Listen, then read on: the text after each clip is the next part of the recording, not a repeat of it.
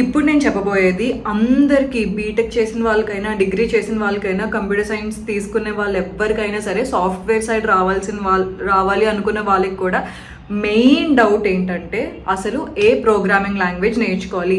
ఇప్పుడు 2024లో నేర్చుకోవాల్సిన best programming language అయితే Python. First Python Java script ఈ రెండు నేర్చుకోండి. జావా ఎంత నేర్చుకున్నా ఇంకా నేర్చుకుంటూనే ఉంటారు. సో ఫస్ట్ మాత్రం పైథాన్ అండ్ జావా స్క్రిప్ట్ నేర్చుకోండి. తర్వాత C++ నాలెడ్జ్ కూడా ఉంటే మంచిది.